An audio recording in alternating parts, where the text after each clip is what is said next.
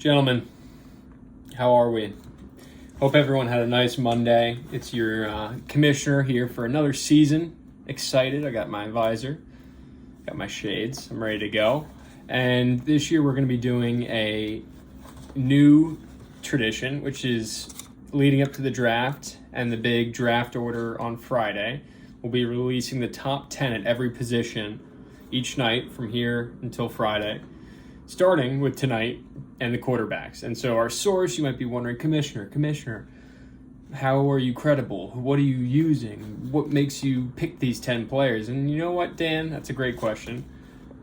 We're doing this for Nino and Bosch because it had their guy on the cover. I knew it must be accurate.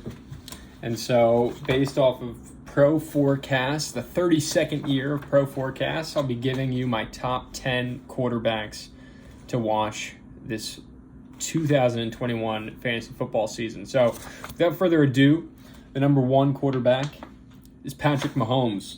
Patrick is entering his fifth year, but really only his fourth because he sat a year under Alex Smith in his rookie year. And to give you some stats that are actually relevant, last season, Patrick had 40 total touchdowns. He threw for 38. He threw for 4,740 passing yards with 6 interceptions, playing 15 games. So he had an injury at the end of the year, but pretty damn good stat line and still, without a doubt, the best player in the NFL from a pure talent perspective. Coming in at number 2, this guy, Mr. Joshua Allen, entering his fourth year for the Buffalo Bills. Josh is really surprised. I'm not going to lie. He's delivered for the Bills Mafia and for Nino and for Botch and given them almost the taste of another Super Bowl appearance. And maybe this is the year, and I anticipate him going in the first round to one of those two if they don't scoop up a receiver to be named later. Now, Josh's stats for last year, 46 total touchdowns, 37 passing touchdowns, which means he has 9 rushing, and he ran for 420 yards. He threw 10 interceptions, but passed for 4,500 yards and played in all 16 games. Josh is truly a stud and a lock for any team that is fortunate enough to have him. Third overall quarterback, Mr. Kyler Murray out of the Arizona Cardinals. Kyler's entering his third year. His stat line last year was 37 total touchdowns, 26 passing, meaning he ran for 11 touchdowns. This makes him a true dual threat quarterback. He passed for 3,900 yards and ran for 800 yards, the most of any quarterback we have up until this point. He also played in all 16 games last season. Now let's keep in mind Kyler's weapons are DeAndre Hopkins. They also signed A.J. Green in the offseason and drafted Rondale Moore out of Purdue, a little gadget player. They also have Christian Kirk out of Texas A&M and Andy Isabella as a little gadget guy. So Kyler has an abundance of weapons. He's got Dan Arnold at the tight end spot and is really poised for a great third season. At number 4, and I have major issues with this, but you know what? We've got to go by the book here. Dak Prescott, entering his 6th year for the Dallas Cowboys. Dak, in very limited production last year because he broke his entire ankle in the 5th game against the New York Giants. Dak had 13 total touchdowns, 9 of which passing, 4 rushing touchdowns, and 4 interceptions. Now, Dak's talented, I won't lie about that, and he's got an abundance of weapons. He's got Amari Cooper, he's got CeeDee Lamb, he's got Michael Gallup, and he's got Zeke. He's even got Dalton Schultz, a little sleeper tight end prospect for you, but, I just hate the Cowboys. I hate Dak. If you draft him, just know he's an injury liability and that he sucks because he's on the Cowboys. If you really want an inside look, watch Hard Knocks this year. Profiles the Dallas Cowboys and Dak in particular. And, he's not a bad guy, but he's just, All right. Number 5. And I had this guy last year. I'm going to say buyer beware with this. Lamar Jackson, entering his 4th year for the Baltimore Ravens. Lamar, stat line last year, 33 total touchdowns, 26 passing. Meaning he had 7 rushing touchdowns. He passed for 2,000 yards, ran for over 1,000 yards. I believe he's the only quarterback to run for 1,000 and pass for 1,000. And he played in 15 games because he got COVID and he missed one. He also threw for 9 interceptions. So Lamar is truly the only pure dual threat quarterback in this group, meaning he can run for 100 and pass for 300 and put up those 50-point stat lines. But, you know, that Ravens team's really going to try and dominate you with J.K. Dobbins and not put it all on Lamar's back, because the more years he has in the NFL, the more defensive coordinators can adjust to him, and it's just not always a recipe for success. So buyer beware with Lamar. I know Boomer had him and it led him to a championship season. I had him and it did not lead to that. So it's very hit or miss. Anyway, the 6th overall quarterback this year, Russell Wilson. Russell is entering his 10th year. Good for him. And last year saw a stat line of 42 total touchdowns, 40 of which were passing. He threw for 4,000 yards, 13 interceptions, and ran for 500. Russ is Mr. Reliable. He's got DK Metcalf. He's got Tyler Lockett. He's got a myriad, Will Dissly at the tight end position, a myriad of other guys, and Chris Carson at the tailback spot. Now, if Chris stays healthy, I know the passing numbers are going to go down for Russ because they don't want to rely too much on him. It's not a winning formula for that team to have him throw the ball 40 times a game.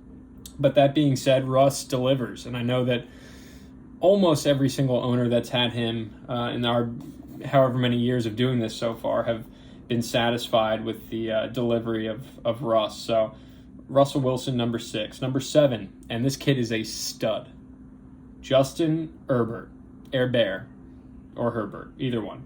Entering his 2nd year. In Justin's rookie year, he was by far and away the best rookie player, in my opinion.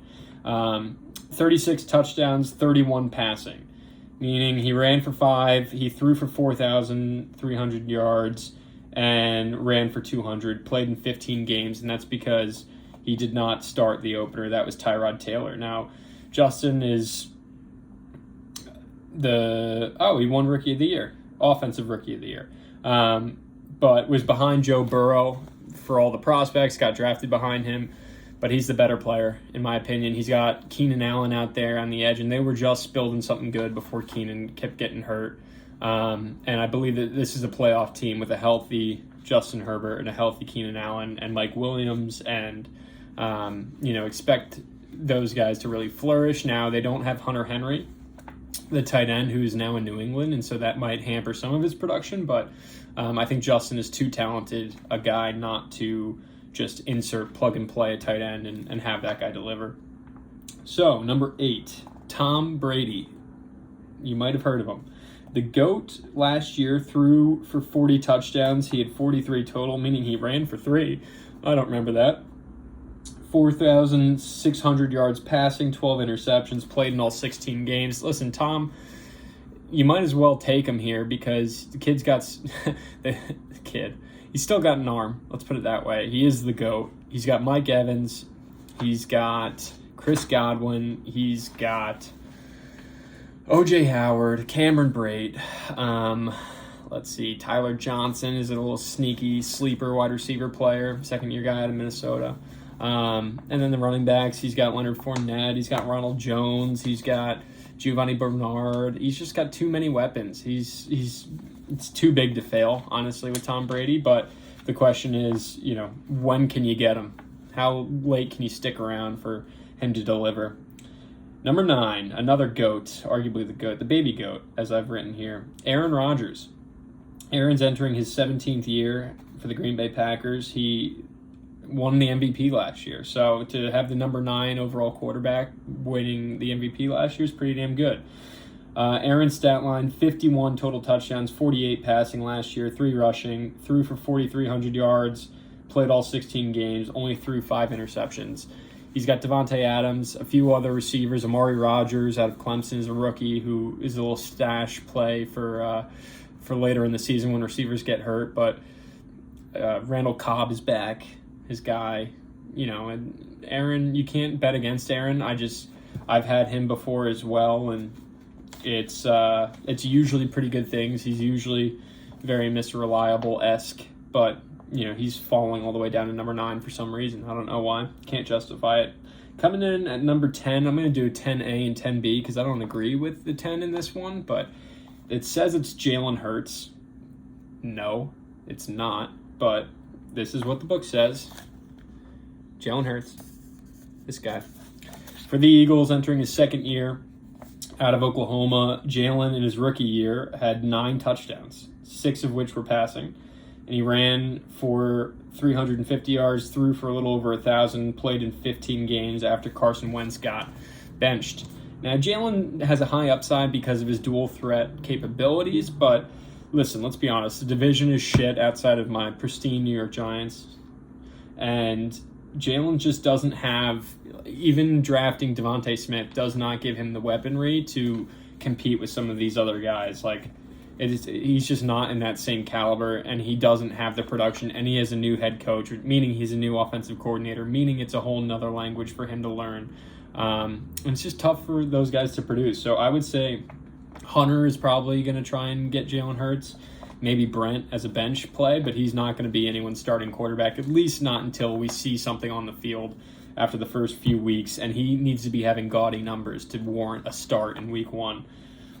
Now, 10B is a guy that was in contention for Rookie of the Year last year before he got hurt, and that's Joe Burrow, second-year player out of LSU for the Cincinnati Bengals. Within just 10 games played, he had 16 total touchdowns, 13 passing touchdowns, 5 interceptions, and 142 rushing yards.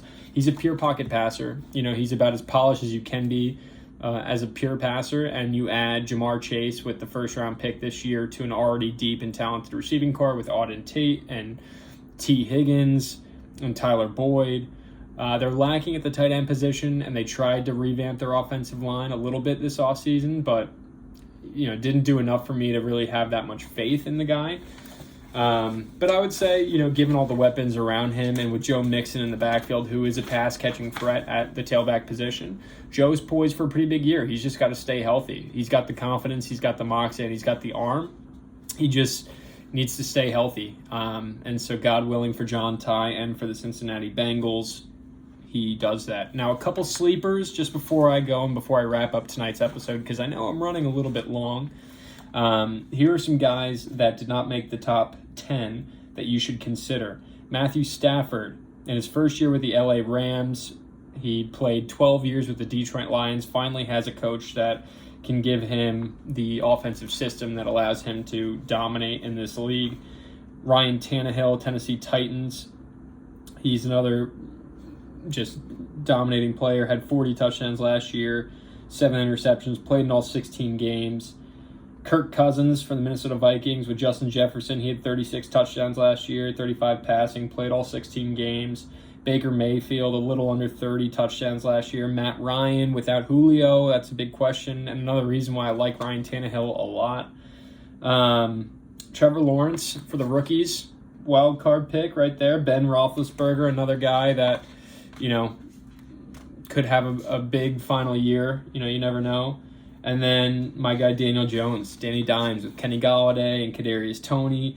What is his ceiling like this year? You've got a few other rookies that can make the list. Justin Fields with the Chicago Bears, Zach Wilson with the Jets.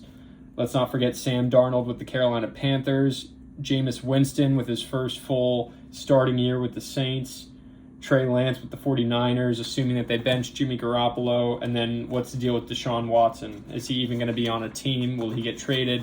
What's going to happen with that? So with all of that, guys, I'm going to call it a wrap to the first positional breakdown.